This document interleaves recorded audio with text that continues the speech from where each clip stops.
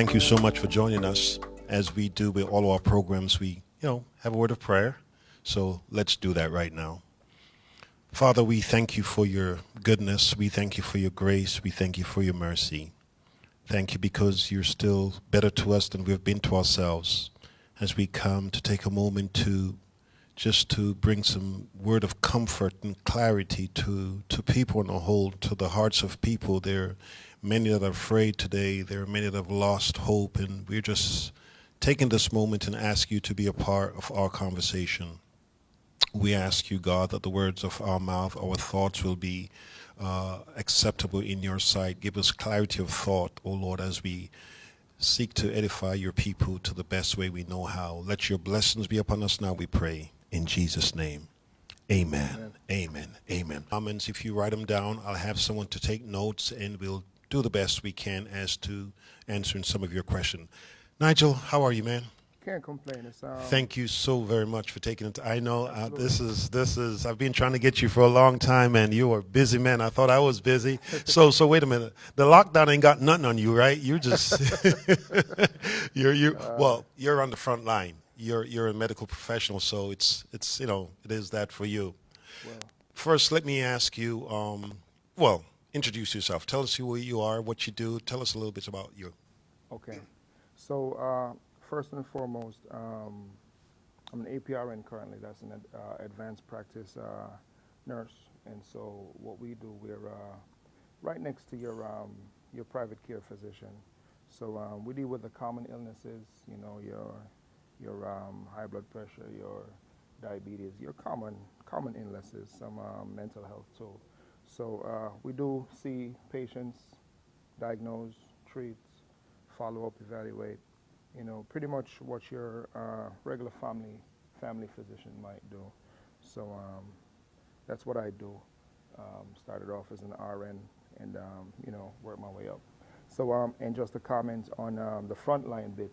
I want to give credit to the people that are really on the front line. Yeah. Your firefighters, your police officers, and your nurses in the hospitals, those in the nursing homes, and all those other institutions that take care of inpatient settings, and those emergency rooms. Well, yeah, those people are really.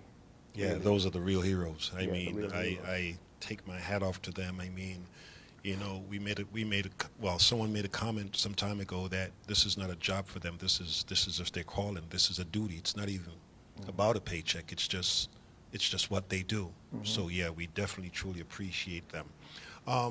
Let me ask you, outside of that, how you doing, man? How are you in this pandemic? How are you holding up? How you doing? How are you doing? You know what? To be very honest with you, attitude of gratitude. That's what I say every single day, because as you go in passing, you'll have your, family members, people you work with, people you're familiar with, actually the very same question.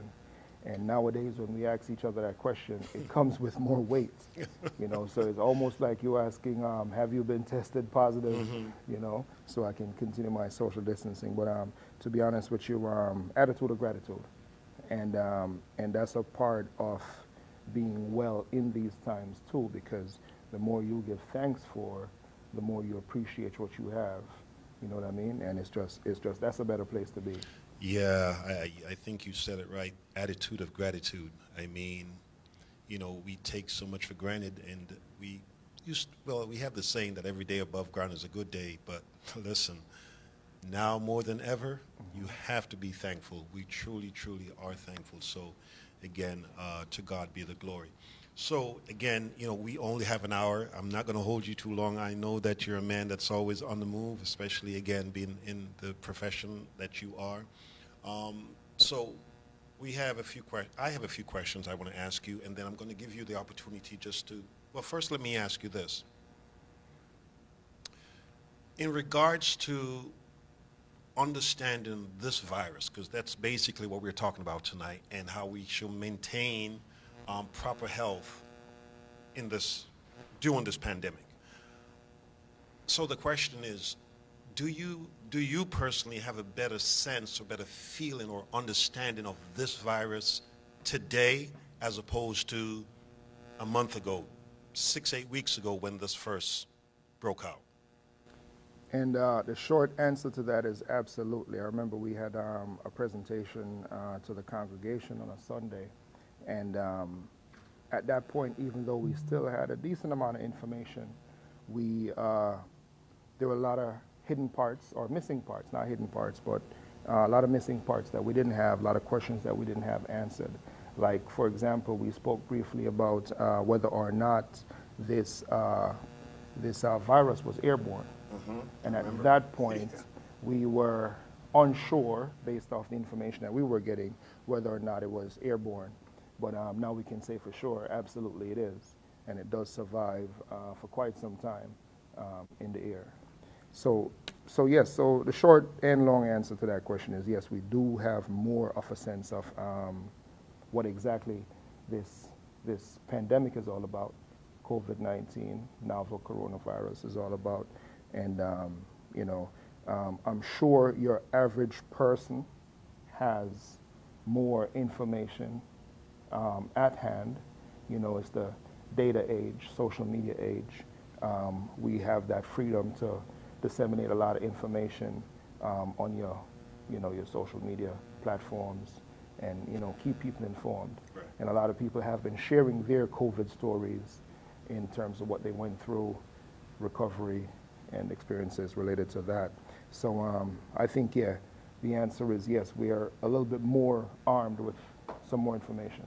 Maybe not everything we need to know, but definitely a little bit more armed with more information. With that being said, having a better understanding of this virus, let's say, than we did 6, 8 weeks ago when it first broke, should we be afraid? No, we should not be afraid. And I think we said it, correct me if I'm wrong, that first presentation that we had with the congregation, because, forming a basis is everything, as you already know. We did use a phrase where we said facts over fear.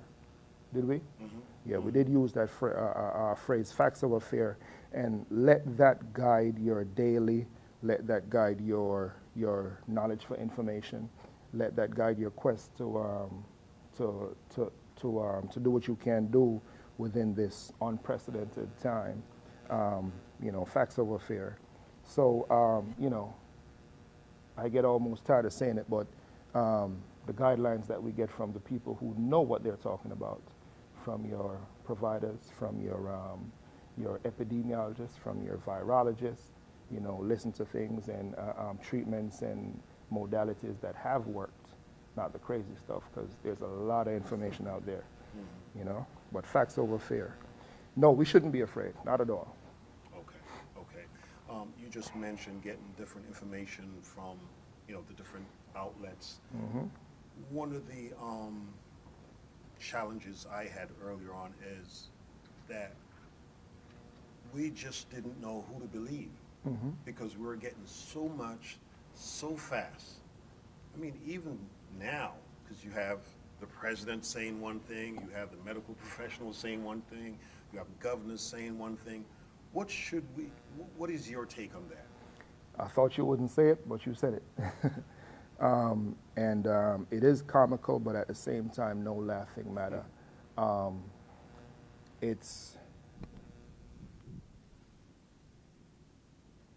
I have to pause on this one, but it's definitely who we should listen to is common sense. Okay.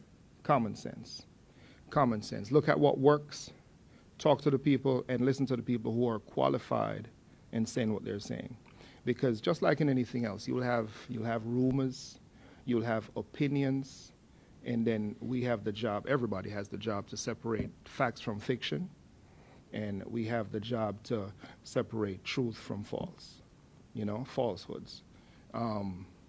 Stuff that sounds ridiculously outlandish, mm-hmm.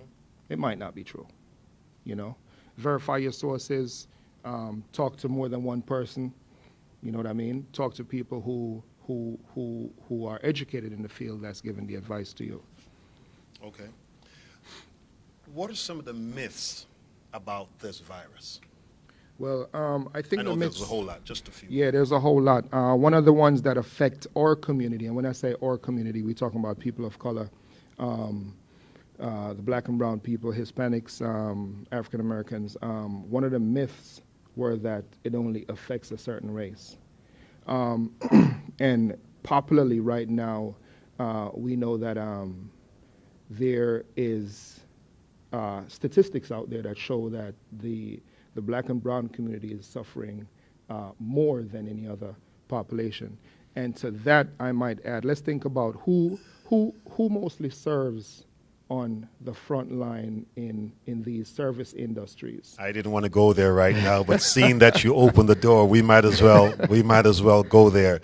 Okay, absolutely. So the statistics have shown that people of color, they're mainly on the front line. Not only that, they're in most of the service industries. Exactly. Um, I mean, when you think about it, it breaks your heart to a certain extent. So what are your feeling? What are your thoughts on that as a medical professional? It's hard not to say it is what it is. It's hard not to say that. But when it comes down to, everybody is trying to, we live in America. We live in land of the free, home of the brave.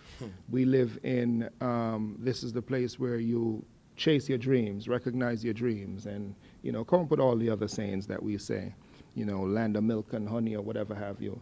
So you'll have people coming from different backgrounds of socioeconomic disadvantage to come here to make a life. And what's the easiest thing to get into? Service. Start at the Service bottom. industry. You start at the bottom. Start at the bottom.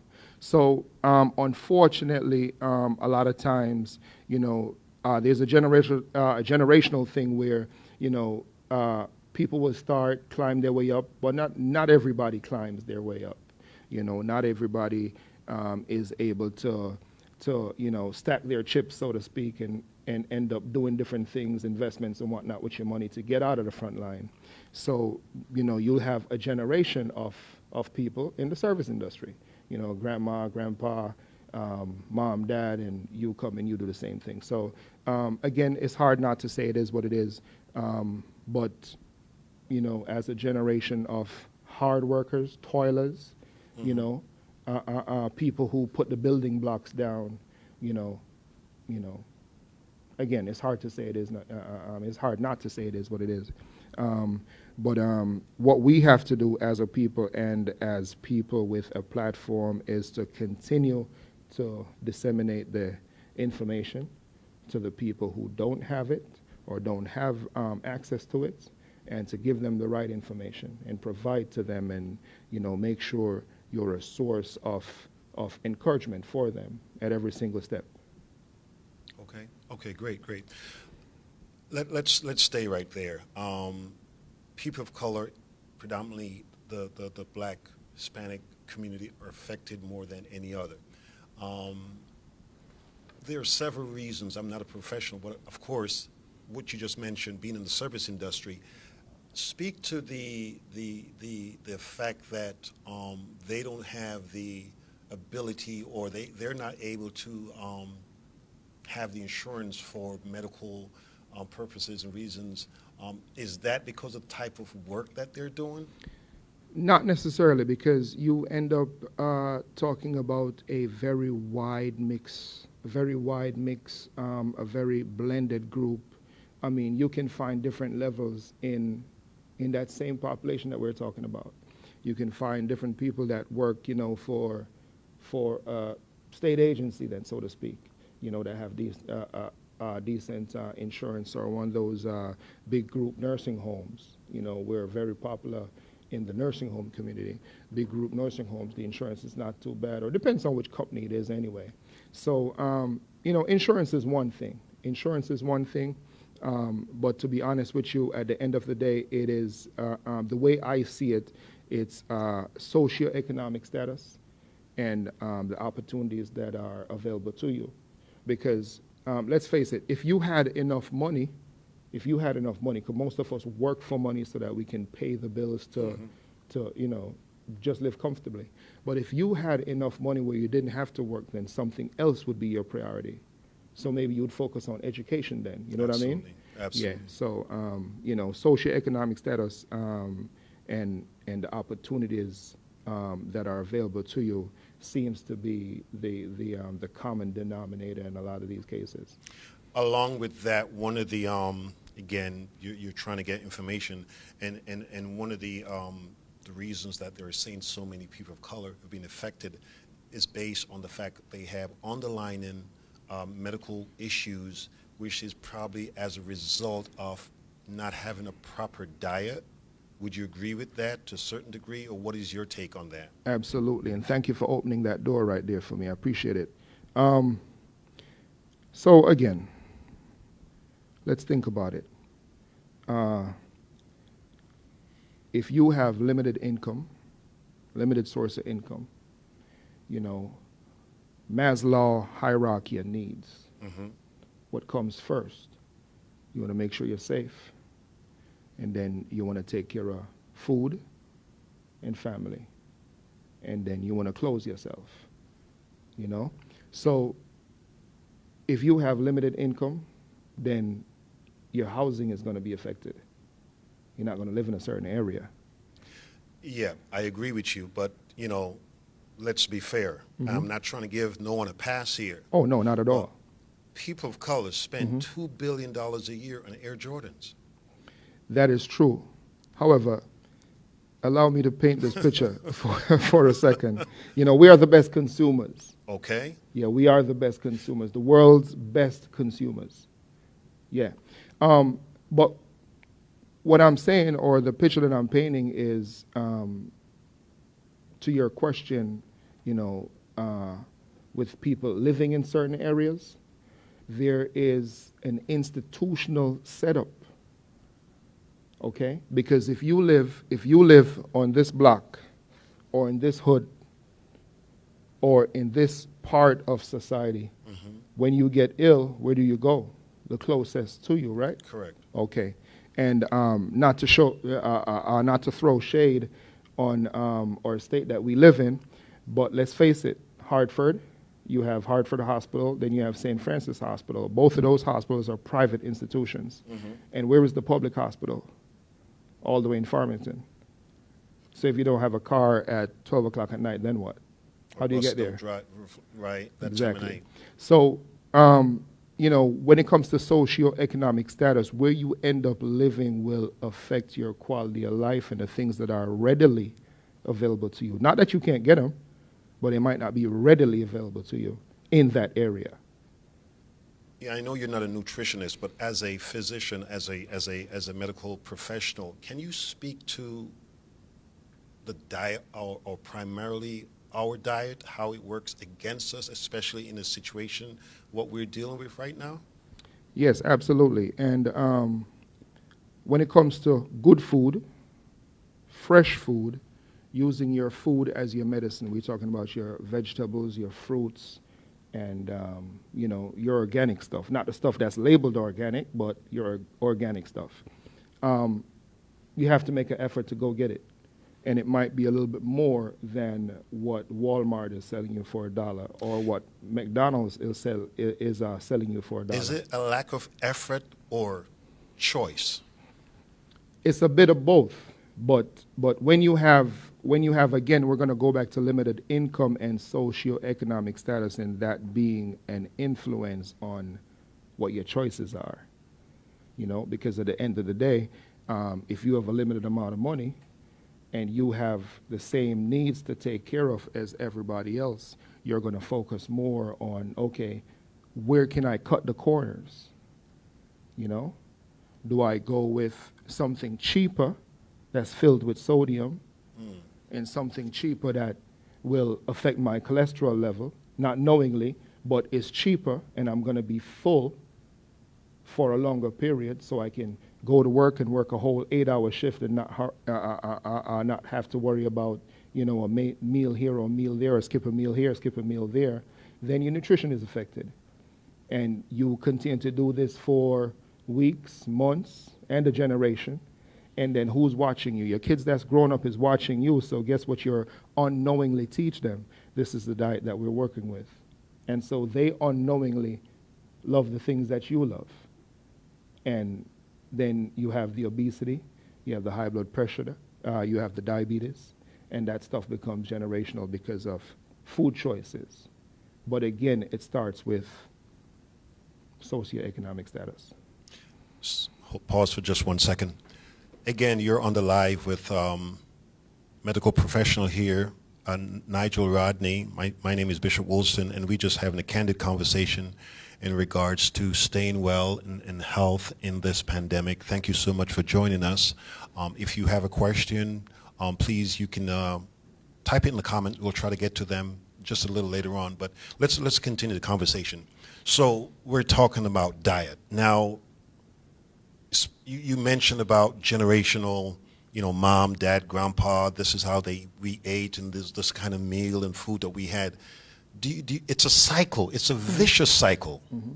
Do you think it can be broken? Oh, absolutely, because... and what will it take? Because if you look what's going on now, this pandemic, it's revealing a whole lot, especially to us as people of color, in regards to, socioeconomic, diet, status, the whole. I mean, it's the picture is so clear. I mean, what happens next? Yeah, we would hope that the picture is clear, especially to those who would benefit from a clearer picture. Because, so the answer to your question, whether or not this can be changed, yes, it can be changed. Every little bit counts. What we're doing here counts today. Reaching out on a community level, your health clinics. A lot of churches do health clinics. I know you guys do health clinics too.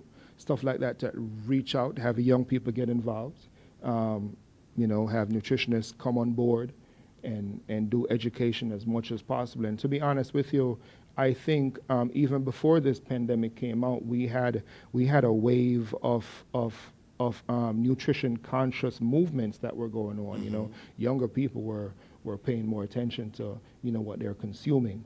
So I think we were just about to affect that nutrition curve or that obesity curve or using food as your medicine. You know what I mean?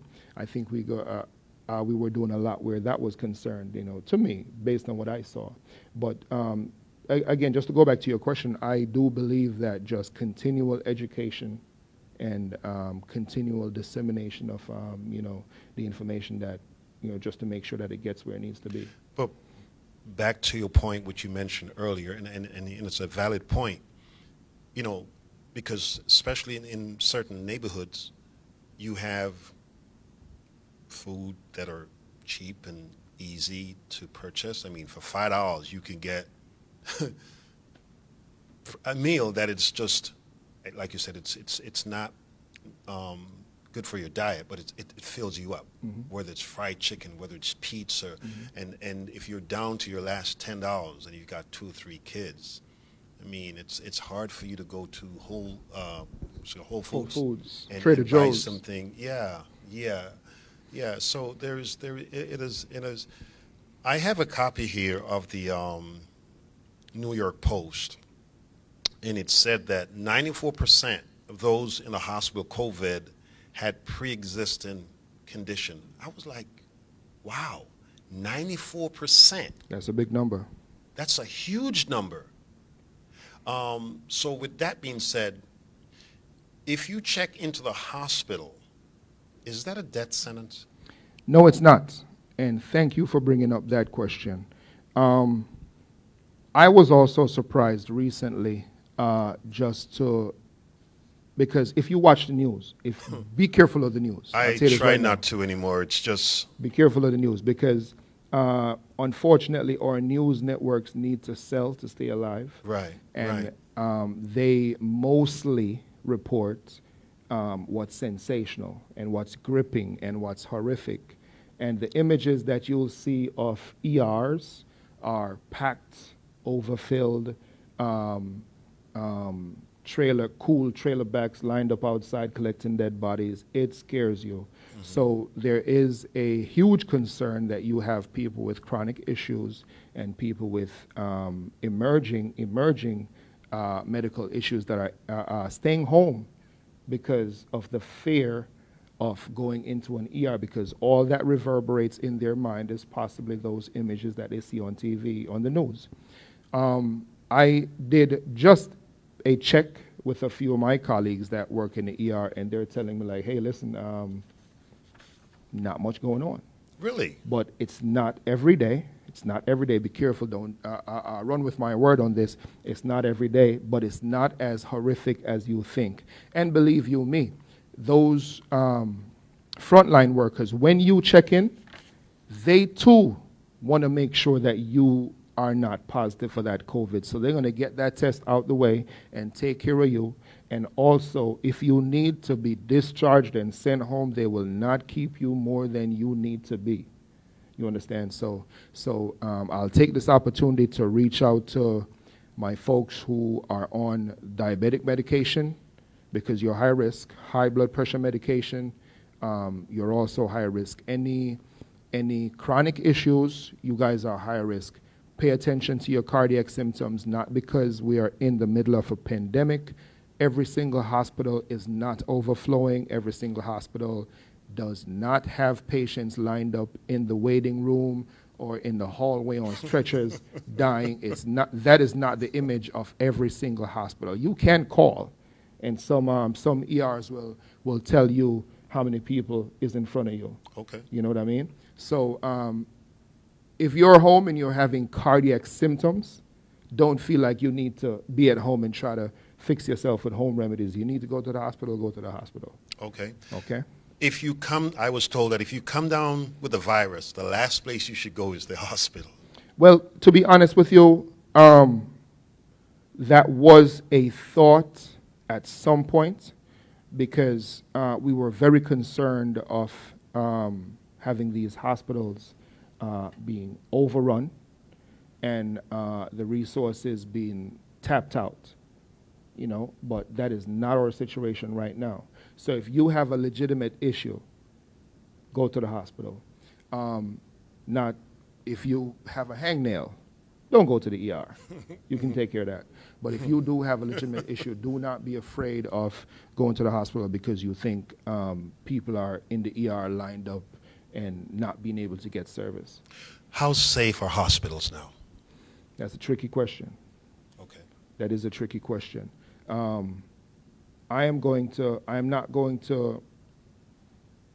can't give you a good answer to that. Okay. Okay? But I do have a general faith in the general goodwill of the frontline workers. Mm-hmm. And granted, to be very honest, you have some places that are just better than some, and that's just the way it is. But generally, you do have your, that's the work they do to try to take care of you, So, again, if you need to go, go. Speak to this, true or false. There's a 20% survival rate if you're on a ventilator. I've heard a lot of different percentages. I'm not 100% sure of what the exact percentage is, but know this. Regular oxygen rate or range is anywhere from between 90 to 100%. And if your oxygen saturation... That's you breathing by yourself. Yeah, you breathing by yourself. Mm-hmm. If your saturation starts to drop in the 80s, 70s, there needs to be an intervention to save your life. The advancement of the disease process of COVID-19, coronavirus taking over your lungs, the severity of it does dictate outcome. So high-risk people... To the degree that you've been compromised, is that what you're saying? Yeah. Okay. So you could have, again, and I believe we spoke about this briefly too, a milder case but you sought intervention and you had intervention, be it whatever it was that worked, but you sought intervention early. But you have, let's say, for example, asthma, COPD, your lungs are already affected. Got you. You're at home, you suspected that you may have come into contact with somebody, and you decide, I'm going to stay home and ride this out. Then you start getting worse and worse and worse, and you refuse to seek treatment, and then you seek treatment when it's just before it's too late. Got you. Then you may end up on a ventilator, and then the severity will dictate whether or not it's successful. I don't know if you can speak to this factually or not, but this virus, are there strains to this like there are to the flu? That is a great question. So let's make a differentiation that we did not make the last time we spoke. Coronavirus. Coronavirus is actually a group of viruses. Okay? Okay, let's get that straight. There's a family of viruses. Yeah, family of viruses. But the name corona is just how it looks, its characteristics, okay, with the crowns. So that's what they call corona. Okay. Now you have corona in canine. Mm-hmm. Canine corona. Heard of that, yeah. Okay. Mm-hmm. And you have corona in wildlife, bats. Okay. And this particular corona, they dubbed it novel corona, because it's new. Okay. It's new. And they also dubbed it COVID-19 because 2019 is when it became popular. It became popular. I'm choosing my words very carefully. Okay? COVID-19 became popular in 2019.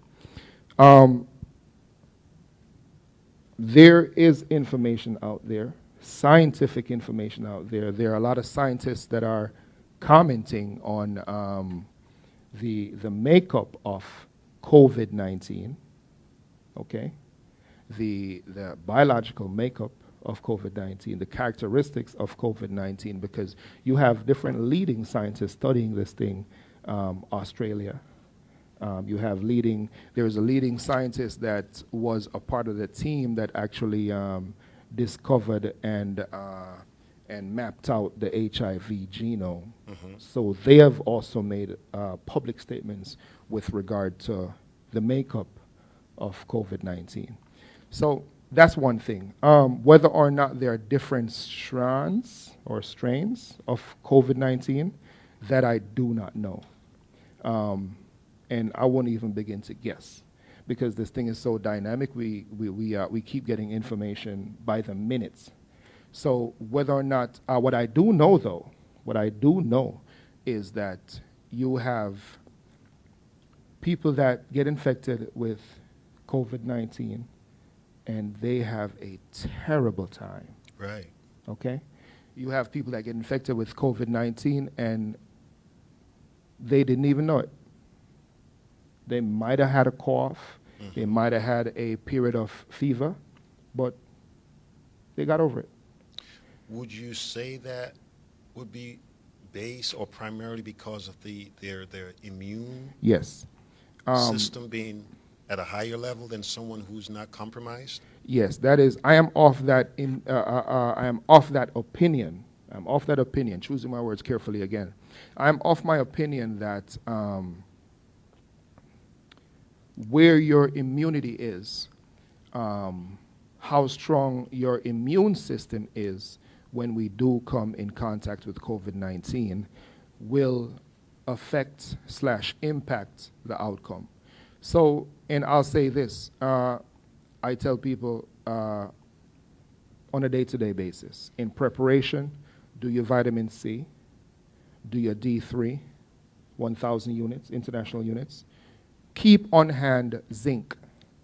Zinc is very important. Zinc is one of those things that end up boosting your immune system. You feel like you're coming down with something, add zinc. A lot of your multivitamins, your daily one-a-day multivitamins do not have zinc in it. Check the bottle, check on the back. scroll all the way down, see if there's zinc. If there's no zinc, try to get some zinc. Keep it on hand for when you need it. Will be doing yourself a favor. All right. You have pediatricians out there right now. You might get a call if you have kids at home and your pediatrician is off that inclination. You might get a call. That pediatrician is calling you if your kid has asthma or is a regular asthmatic that goes to the clinic. They might end up calling you to make sure that you have the stuff that you need before. You know what I'm saying? So, and that goes for adult asthmatics too. Be prepared, be ready. Try to have your lungs in the best condition. Try to have your immune system in the best condition. Use your food as your medicine right now. Thank you so much. Again, you're on the live with Bishop Neville G. Williston along with medical professional Nigel Rodney. Again, just want to give you a little bit of information. There is a lot out there, of course, as you've been hearing from the last 2 months or so, and we're not saying that we have all the answers, but if we can just bring a little bit of clarity, of just peace of mind, so to speak, from a medical professional point of view, that's all we're trying to do right now. We're not saying that we have all the answers. Of course, we don't. I know you don't. It's not my line of work. But again, you are there, so yeah, of course you're more than qualified. I have a question, and before I ask this question, when we were thinking of doing this, because knowledge is power. It's to be informed. The Bible tells us that we should seek knowledge and wisdom. Now, I was wondering if I should title this program "Faith Over Facts" from a people of faith point of view, and I'll explain why I say that. So here's this question that just came in: if you go for a test, or if you test positive for COVID-19, if you test positive for COVID-19, is it because of a lack of faith? Just answer the best way. You're giving me this funny look. You're on the live. Listen, this is a question that came in. You want to see it? This is a question that came in. When I was in school, they told me there were no dumb questions. There are no dumb questions. The only dumb question, the one that wasn't asked. So this is a question that's being asked. I like the question. Okay. So if you go in and you get tested positive for COVID-19, is it because you lack faith? You lack faith. So in other words, basically, what I'm reading from this, if I got the virus, is it because I lack faith? That could never be. It's not a religious question. That could never be. That could never be. If you tested positive for COVID-19, that just means that you were compromised. You were living, and you were doing something human. You either touched the surface, okay, and didn't wash in time, or you end up breathing some air that was polluted with COVID-19. I'm actually moving away from just a little bit. I'm still encouraging the hand washing and stuff, but I'm moving away from, I think, the breathing in of that air, that infected air or polluted air, or because there's more information out there now that this thing survives in the air for a number of hours. So, say for example, you go into the supermarket, right, and you have them double doors, right. So if someone or a group of people or somebody walked ahead of you, okay, they cough, sneeze, whatever it is, you weren't even there when they walked through. But you walk in afterwards. You walked 2-3 in minutes afterwards, later. 2-3 minutes later. Now, the last information that I got was like 15 minutes in the space. Is that not correct? What I'm going to go by is that this thing lives in the air for a number of hours. Thus the reason we're wearing masks. Thus the reason we're wearing masks. We are wearing masks because of two reasons. One, and I'm going to be very blunt. The mask is basically keep your germs to yourself. Okay. Be very blunt, because when you're blunt, people remember. Right. Okay? So whether or not you're infected, keep your germs to yourself. Because when you have the mask on and you breathe out, that mask acts as a collectorate. And so that moist air that you're breathing out gets trapped right there in that fabric. Okay? If you are infected and you don't know, and you are spreading it, because that can happen, being infected, don't know, and spreading it, that mask will protect others because you're catching your own germs. Got you. Okay? So that's one of the reasons why we wear masks. And then, of course, you have your different levels of masks. Correct. Correct. So if you have the hardcore N95,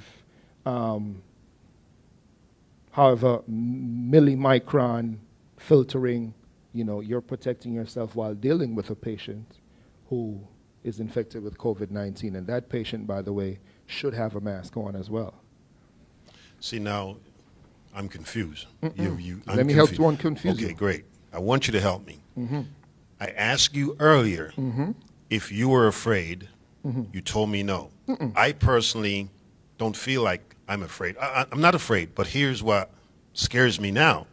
You just mentioned that if I go to Walmart, just saying Walmart, don't like Walmart, and someone walked in the door 5, 10, 15 minutes before I did, or however long, and I walk in afterwards, it is very possible. Absolutely. Then what am I going to Walmart for? Just make sure that when you go to Walmart, Or wherever. any enclosed space, wherever you go, make sure you have your mask on. Because even though that mask serves to keep your germs to yourself, you're also protecting yourself from other people's germs.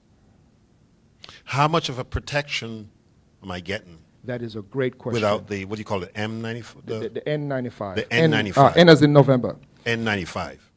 Not a whole lot. Whoa. But it's better than walking without the mask. Because we don't have access to the N95, correct? Because we're non-medical professionals. Is that the idea? Technically. Okay. Because at the end of the day, you could get one if you wanted to. I mean, you can pick them up off Amazon, Home Depot, because you have Not for $200 a pop. No, you have N95s that construction workers wear, painters wear, to protect them from pollutants. But aren't they all sold out, like the hand sanitizers and everything initially else? they were. But you can, But they are accessible. They are accessible. They are accessible. How often should you change your mask if you're able to get one of the N95s?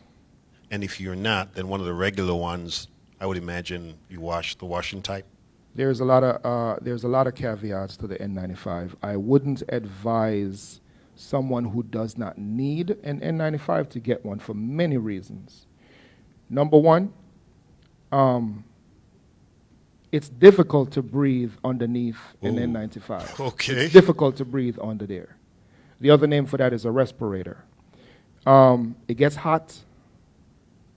You are breathing in warm air that you just breathed out. So it's difficult. And if you try to do an activity while you have it on, it's even more difficult. You're going to be sucking air. The next thing is that you need to be fit tested for an N95.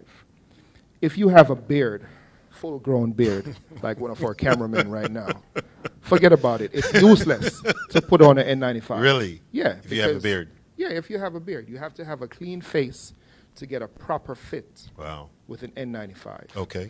So, again, I wouldn't even advise a regular person to get one. It might be good to have one in the house just in case you have to take care of an infected family member.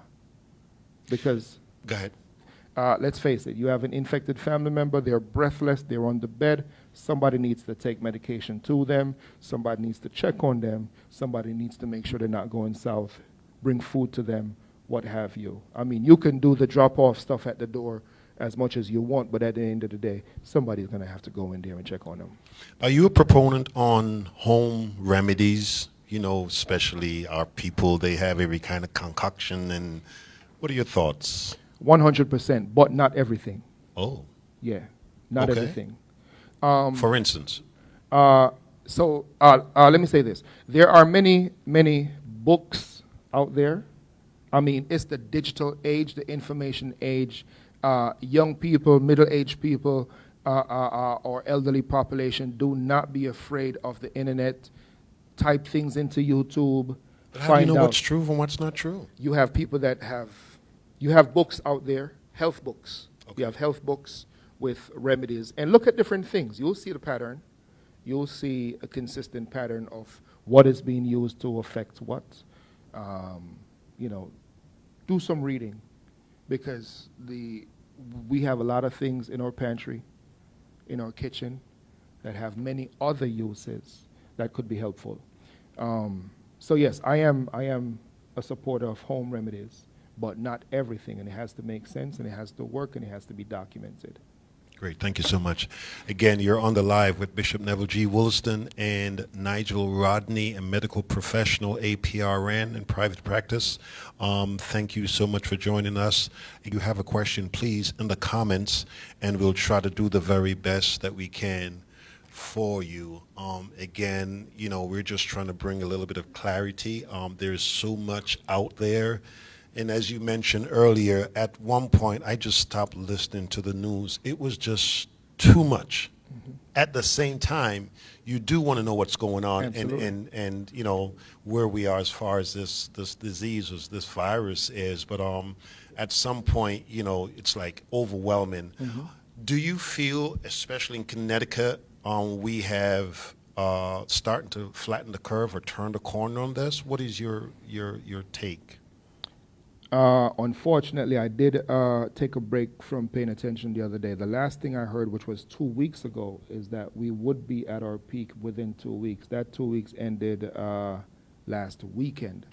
So to be honest, I have not even looked at the numbers all week. This week I haven't. I really haven't. But let's say we did hit the peak. There's only one way to know if you hit the peak, and that's when you start going down the hill. When you start going down the hill and you look back and say, okay, so we're having less numbers. Say we used to get 150 people, new cases a day, and now we're down to like 80 new cases, 70 new cases. Then you know you've hit the peak. So until you start going downhill, you won't know. But I haven't paid attention to the numbers all week this week, for Connecticut, that is. Do you feel strongly that the social distances is working? Mm-hmm. Absolutely. Really? Absolutely. Absolutely. Because, let's face it, let's think about cologne or perfume for a second, okay? There's a song that, the closer I get to you. Yeah. But that's the gist of it. The closer you are to somebody, the more likely you are to smell their aroma, perfume, or cologne. The further you are, the harder it is to smell it. So just think of that as, you know, it's the same thing with breathing out moist air. The further you are from this person, the less likely you will be taking in a greater concentration of their expelled moist air. Got you. Now, I was thinking to myself, I guess I was having a conversation with someone earlier today, and I thought to myself, tell me if I'm wrong for thinking it this way. Individuals who have got the virus and recovered, they're the best people right now walking on God's earth. Is that true? Because look, they already got it.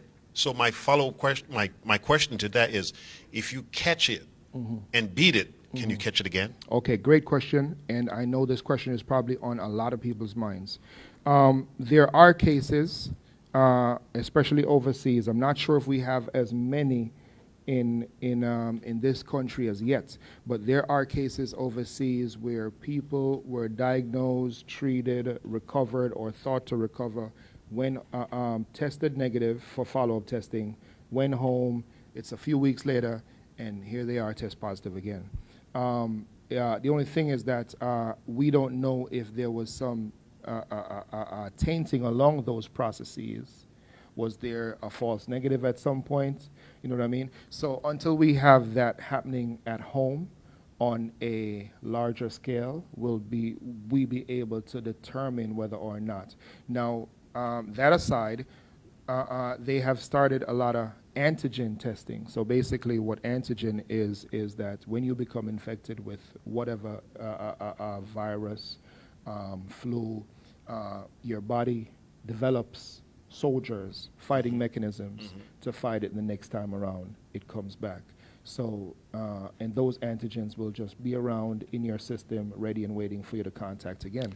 So they have started antigen testing, Yale Hospital and a greater portion of New York as well, just to check people to see if they have the antigens to COVID-19.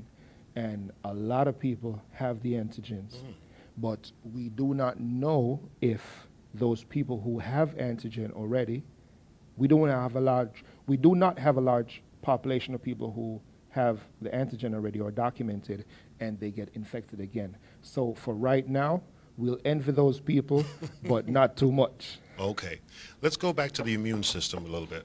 So if my immune system is at the peak, the highest, boosted, and for some reason I catch this virus, I have a better chance of beating it, whether it's the mild version or the top of the line version. It doesn't mean that I won't have symptoms, does it?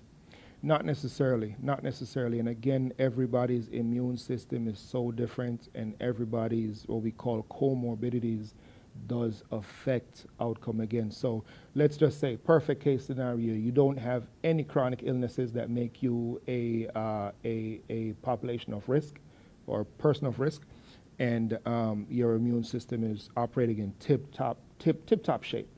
You come into contact with it, you may or may not have symptoms. You may fall into the category of people who have it, didn't even know they have it, and you have antibodies to it. Because your immune just fought it. Boom, done with it.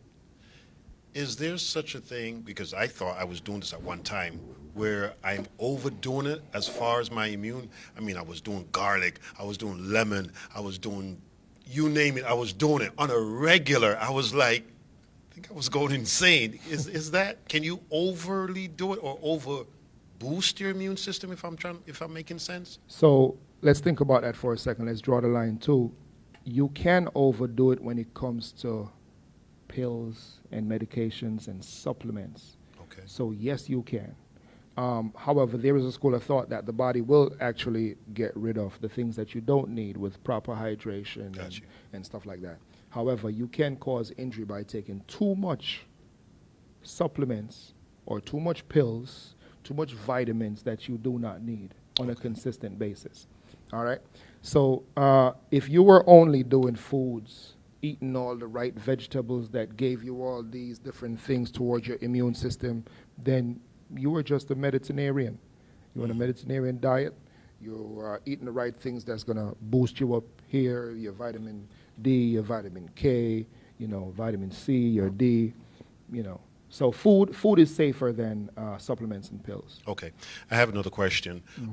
In regards to disinfectant spray, should we bring a disinfectant spray and spray the air as we get out of our vehicles?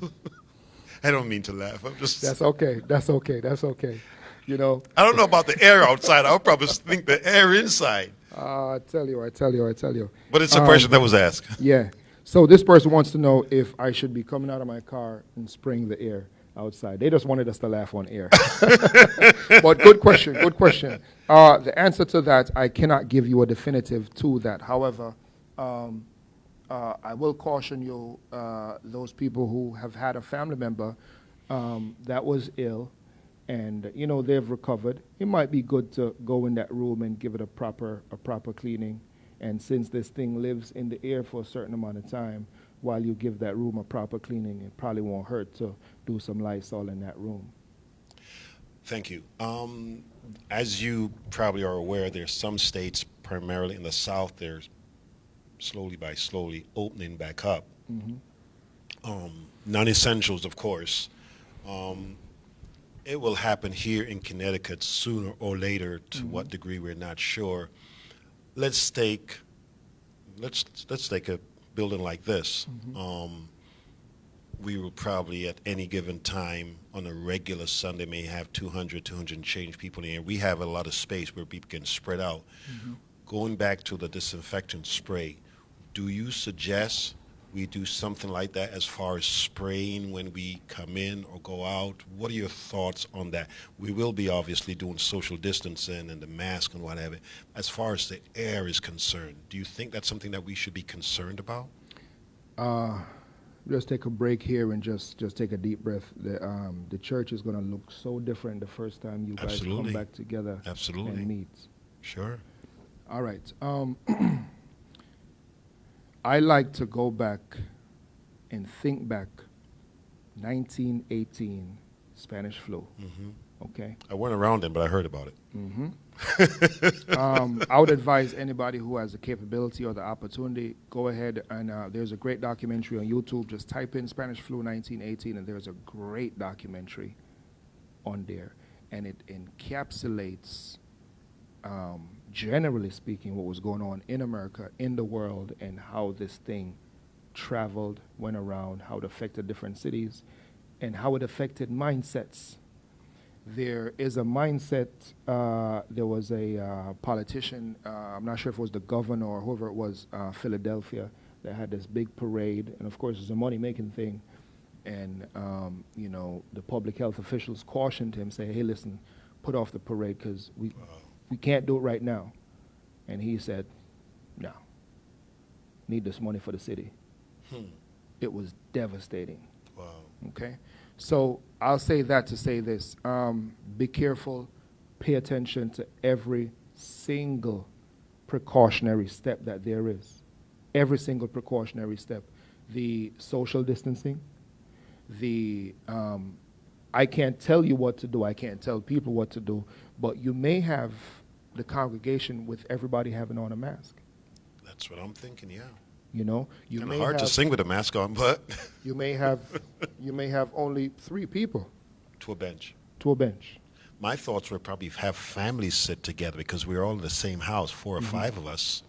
You're going to have to get creative. You Absolutely. may have your ushers taking temperatures at the door. You may Because the have bottom line is we can't stay home or stay out forever. Mhm. 3 months, 4 months, 5 months, 6 months, whatever the time may be, but Yeah. not forever. and So you're correct. Creativity is going to be the key. oh yeah, absolutely. And it's going to be a challenging period. It's going to be a challenging period. I kind of lost my train of thought there, but yeah, I just pay attention to the nations that went ahead before us. Pay attention to those states that opened up before us, because, well, I'm sure all of us are watching them to see what happens. It is what it is. Our leaders are rightfully concerned about the economy. Correct. Let them worry about that, and they'll make rules to benefit them and their reelection. But you have to take individual responsibility and group responsibility and community responsibility, because even though they might be the leader of the country, you're the leader of this community right here. And people look forward or look to you to inform their decision making. But creativity will definitely play a part. I'm glad you mentioned that, because that's one of the reasons that, as a pastor, that I feel it's necessary and important to have this conversation. And, of course, as you know, we are on the air and we do the Bible and we do the music, and I'm okay with that. But that's just a part of the equation. People need to know, and I think from reliable, proven source or individual like yourself, because, again, whether it's the president or these with a gender, at some point you don't know who to listen to. You don't know who to believe. You understand? So again, I think it's so important for us to have this conversation from a person that we that is trusted, like yourself as a medical professional, and you're right out there. It's definitely challenging. Can I ask you just to speak? We're going to wrap this up in a few minutes.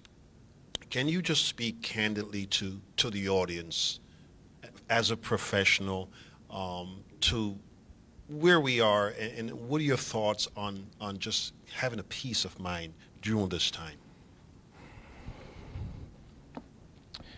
Congregation and our listeners who joined in, just be mindful, be reminded,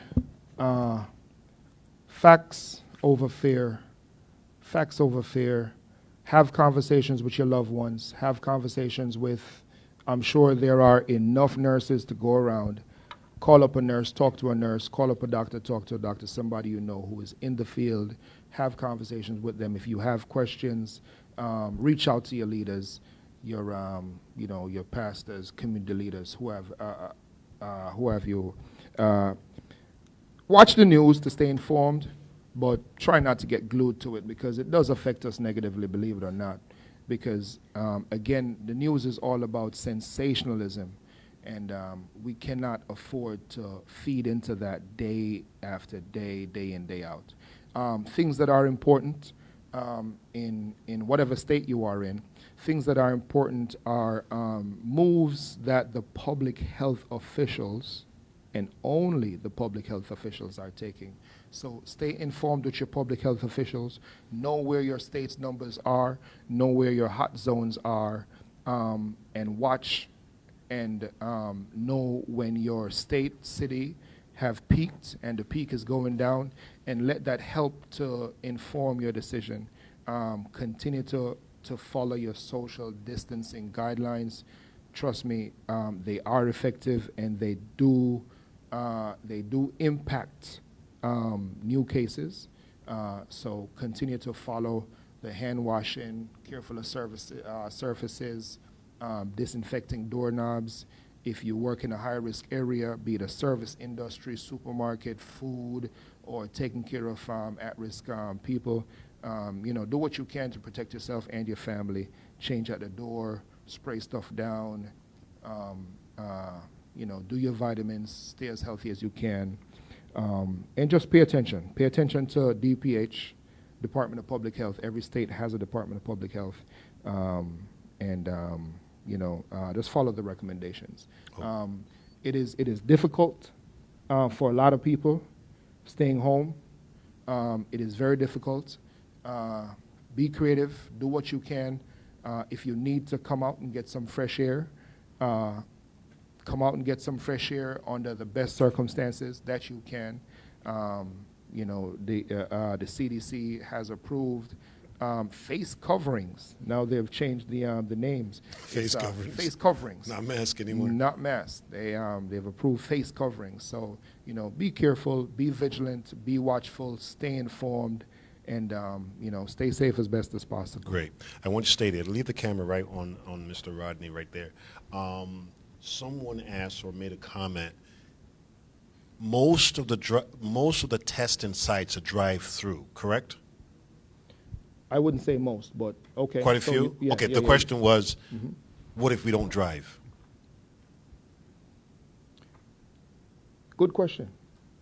So we have a population or a person or persons that don't drive that is interested in being tested. I have not heard a solution to that as yet.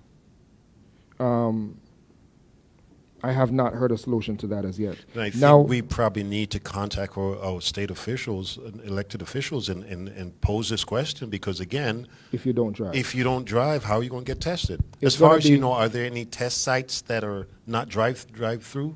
All right. So, as with everything else, the further along we get, I think we're 7, 8 weeks in. Yes. The further along we get, the more resources start coming in. Initially, we had some labs doing it. Then we had the hospitals doing it. Then we have some drive-by sites. There is even talk right now of some home kits. I heard that. Yes. If you are not displaying symptoms at this time and you just want to be tested for convenience, I would say to you, be patient. Be patient. If you are experiencing symptoms and you need to get to your doctors to get checked out, give them a call and just follow the regular process that you usually follow. And again, if it's a matter of life and death and you need to go to the ER, please call the ambulance, go to the ER. This is America. Okay, so you can go to the ER. Oh, yeah. ER. Absolutely. Okay. Absolutely. Okay. Thank you so much for that. Mhm. I am sure you've heard it. I've heard it too. In one of the comments, made mention. I laughed it off, and I'm trying not to laugh here, but your president mentioned something about disinfectant, using disinfectant spray in the lungs and the body. I hope it was a joke. There's something to be said. Do you know? Let me ask you a question. Let me ask you a question. I'm going to answer your question with a question. Go ahead. Do you know that there is? I lost the word for it, but there is a tallying system out there A right what? now. There's a tallying system. Okay. Somebody makes count, Right. okay, on a daily basis of how many times this guy's name gets mentioned. You talk to your president. Yeah, okay. So there's a tallying system that exists. Now, with a re-election campaign coming up, and this is a long shot by every means, with a re-election campaign coming up, the more mentions you get, then people are talking about you, right? Wow. So I'm wondering if this is a part of a bigger scheme because Yeah. I don't hear in- Biden a lot. in colloquial language, you can't be serious. Cannot be serious. I'll That's a leave it very there. good point. I'll leave it there. I don't hear Biden mentioned a lot. Let's see what happens. Okay. Okay, let's go back for one quick second, and we're at the hour mark. We're winding down in just a few minutes. You mentioned about testing the possibility, coming in the building, Sanctuary Door, Walmart, wherever, where you have a temperature check. Can you have the virus and not have a fever? Can your temperature be normal? Yes, absolutely. Then what would be the point of the test? Good question. So the point of the test is this, okay? Would you prefer to have somebody who is not symptomatic, potentially sitting in the congregation and potentially, that's two potentiallys, spreading it, or somebody with a raging fever that nobody realized that they have a raging fever, they didn't even realize, and they're sitting in the congregation spreading it? Which would you prefer? Don't even answer. I got you. But if I have a raging fever, I would know. If you know your body, normally, would you not say? I'll tell you A this. fever that's out of control? I'll tell you this. The magic number for the Department of Health is 100.4. Okay. And you would not believe the amount of people who turned up for work at 100.5 and did not even know that they had a fever.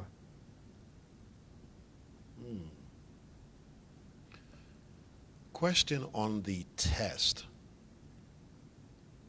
Not in our state, but there are states that, again, back to the news, that I saw that if you don't have insurance, people are charging you for these tests. That was a scam. Exploitation. Yeah. How And- are they getting away with this? No idea.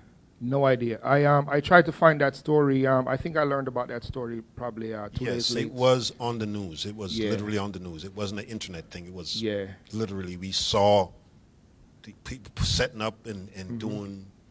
And this, it comes again. And you know what? Any of us can be fooled. You know, any of us can be tricked. Any of us can be swindled. But it comes back to my point. Pay attention to your public health officials. Go on your DPH website, okay? Stay informed.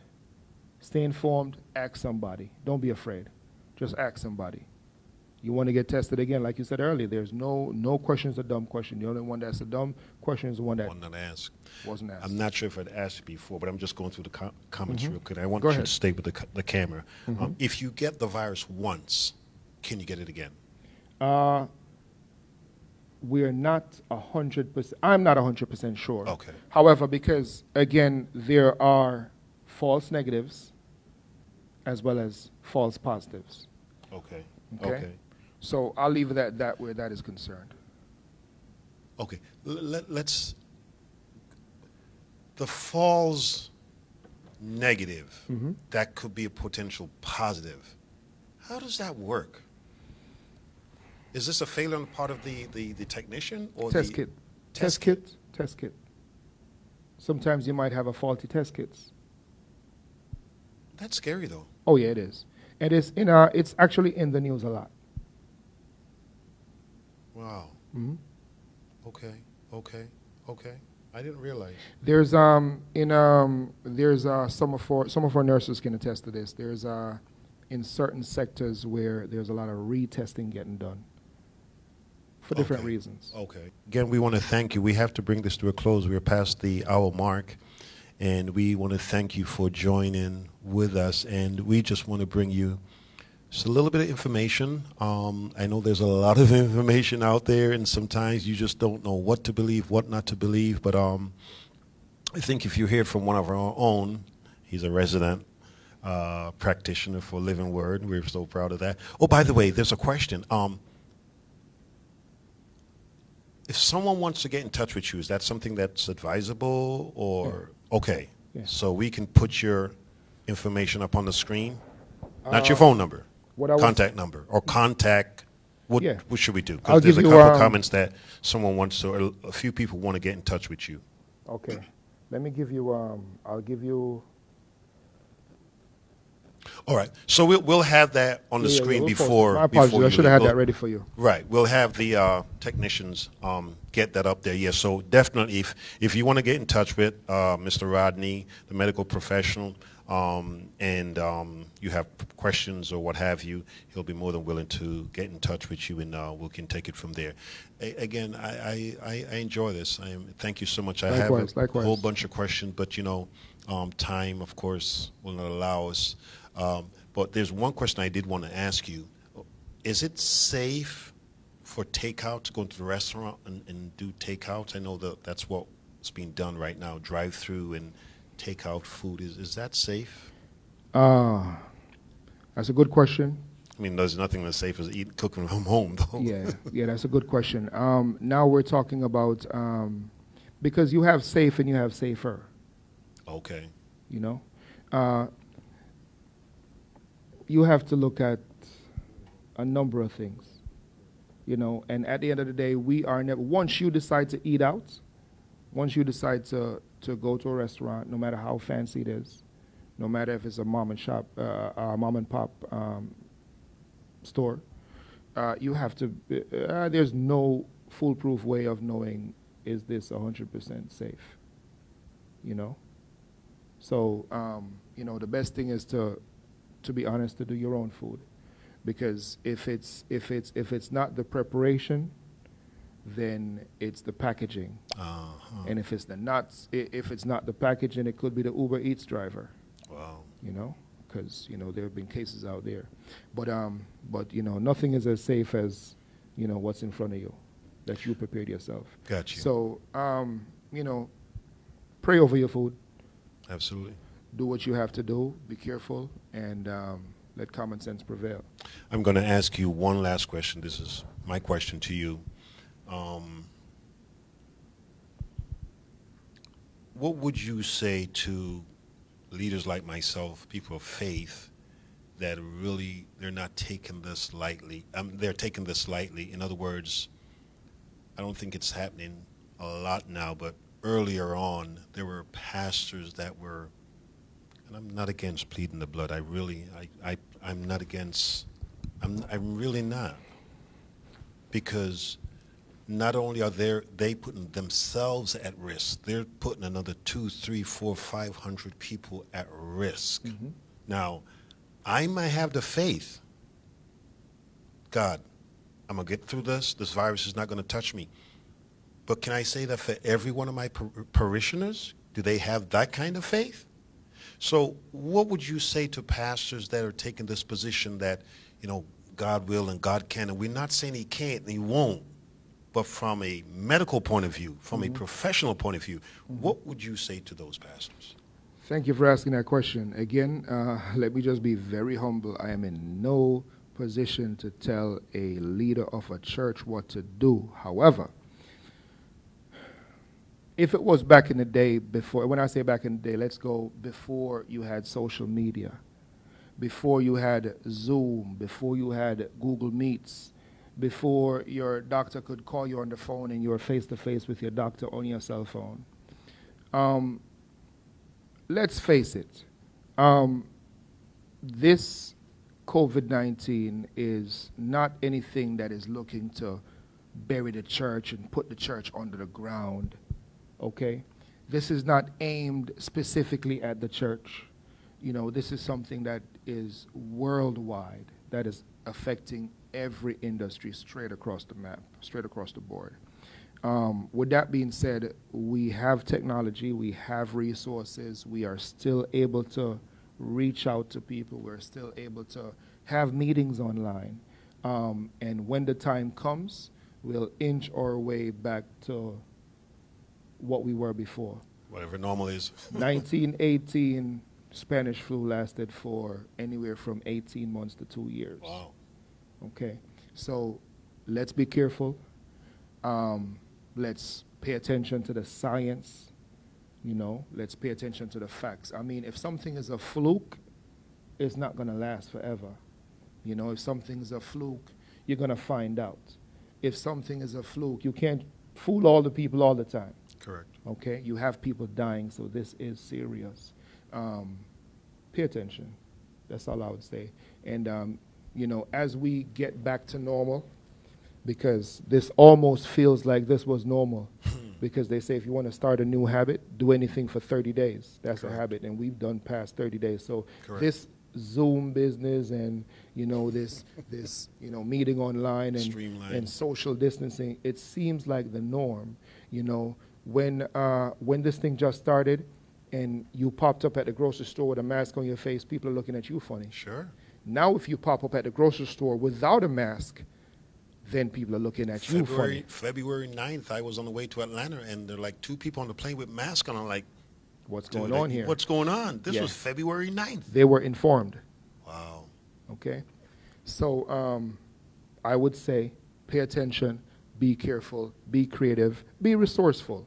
You still have your congregation. You're able to reach out to them. This is not back in the day where they're telling you, oh, you know, you cannot, you know, preach the word, or you still preach. Get the word out there. Be creative. Absolutely. Again, you're on the live with Bishop Neville G. Wollaston, along with Nigel Rodney, a medical professional in our neighborhood, in our area. Again, we want to thank you for joining with us. We have to wrap it up right now, but again, I want to thank you. I really, really appreciate you. You know, thank you for the information, and it's just to bring clarity and just a peace of mind to those who are probably not sure if what they're hearing from the president or from the media, you know, if it's something that they should digest, so to speak, you know. Mm-hmm. So we're so thankful. I did say this was the last question, but going forward with this pandemic and the vaccine that seems to be so elusive, are you optimistic or are you pessimistic? Pessimistic. Really? Unapologetically pessimistic. Why is that? Because let's think about the flu. Okay? I'm going to pick your brains right now. Pay attention, folks. Let's think about the flu. You're a medical professional. You're telling me that you're pessimistic? Then what am I supposed to do as a pastor? Listen to me carefully. Okay. Think about the flu for a second. Sure. You have the flu, and you also have a flu vaccine, correct? Correct. Correct. Perfect. Now, if you have the flu, do you have medication for the flu that you can take? Medication for the flu. Correct. Yeah, perfect. Okay. Now you have this novel coronavirus, COVID-19. Do you have medication for it? No. So how you get the vaccine? Okay. Okay. I won't dive too deep. Got you. Because I'm still, to be honest with you, I'm still doing my own personal research. Got you. You know? But what I do want to leave the congregation with, and everybody who joined us, remember, facts over fear. Yes. And let's add something different to it tonight. I think you did it earlier. Let it be facts and faith over fear. Combination of both, yeah. You have your faith already. Just add some facts to it. True. And dominate that fear.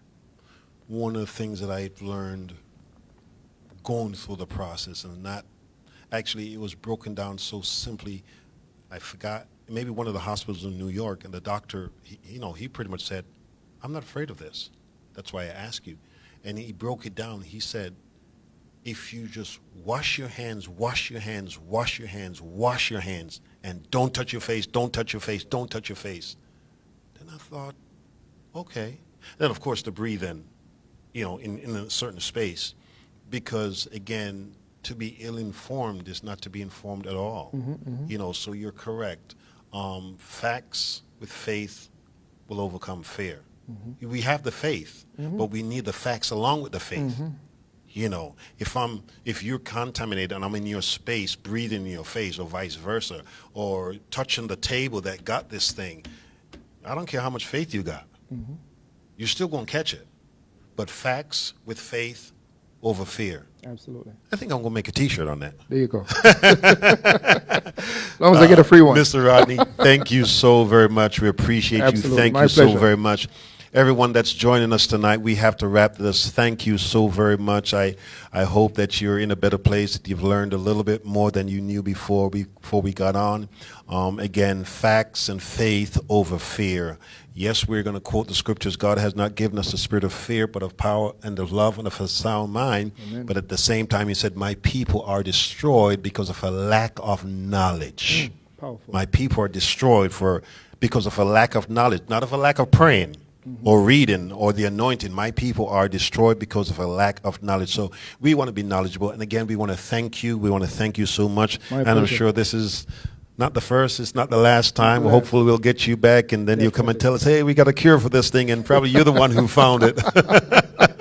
And we can all be multi-millionaires. Oh, man, I'll tell you. Thank you so very much. Again, we thank you for joining us on the live.